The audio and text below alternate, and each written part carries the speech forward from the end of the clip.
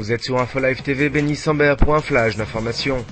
Ouvrant cette édition avec la situation à Sderot, le ministre de la Défense Ehud Barak a octroyé mardi un statut spécial à la localité israélienne qui a encore essuyé des tirs de roquettes Qassam.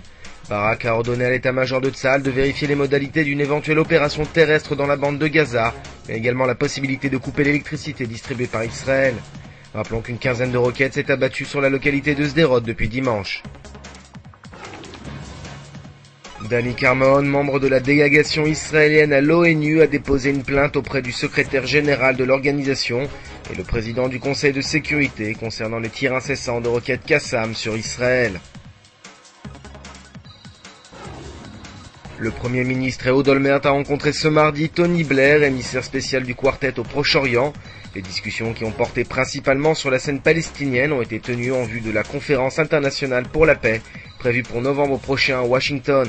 Les deux hommes ont évoqué ensemble la possibilité de libérer une centaine de prisonniers palestiniens et bien entendu le dossier de Gilad Shalit. Il s'agit de la seconde visite de Tony Blair depuis sa nomination.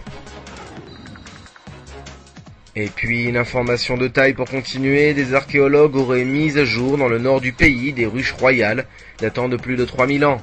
Il s'agirait d'une véritable industrie à produire du miel comportant principalement des ruches. Selon ces archéologues, il s'agirait de la plus ancienne industrie à production de miel du monde. Le ministre de l'Intérieur Meir Shetrit a annoncé qu'Israël songeait à naturaliser plusieurs centaines de réfugiés africains du Darfour. Le Premier ministre Menachem Begin avait accordé la citoyenneté aux réfugiés du Vietnam. La même chose doit être faite aujourd'hui, a-t-il déclaré. Et puis avant de refermer cette édition, le prince Édouard, héritier de la couronne d'Angleterre, devrait arriver ce mercredi en Israël. Le prince effectuera une visite de 3 jours avant de remettre des prix aux lauréats israéliens du concours du duc d'Édimbourg. Votre programme du jour, c'est un nouveau numéro du divan d'InfoLive TV. Yoel Hasson, le plus jeune député de la Knesset, se prête au jeu.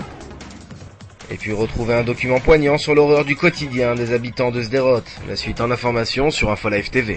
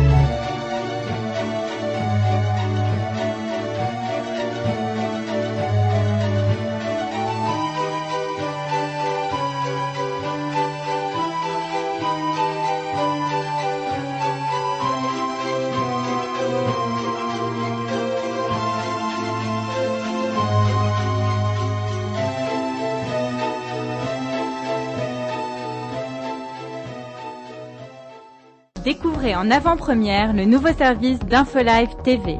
Recevez gratuitement chaque jour, en vidéo, les informations d'Israël et du Proche-Orient sur votre mobile. Pour vous abonner, entrez sur notre site www.infolive.tv et cliquez sur la bannière Service téléphone mobile. Aujourd'hui, le monde entier parle d'Israël. Mais qui parle d'Israël au monde entier, en temps réel, en 4 langues et en direct de Jérusalem? InfoLive.tv, la première chaîne de télévision internationale israélienne. 24 heures sur 24, 7 jours sur 7, suivez de l'intérieur l'actualité d'Israël et du Moyen-Orient. Des reportages, des interviews, un grand journal et des flash infos en images dès que l'actualité l'exige. InfoLive.tv, votre regard direct et vrai sur l'actualité d'Israël. Retrouvez InfoLive sur internet www.infolive.tv.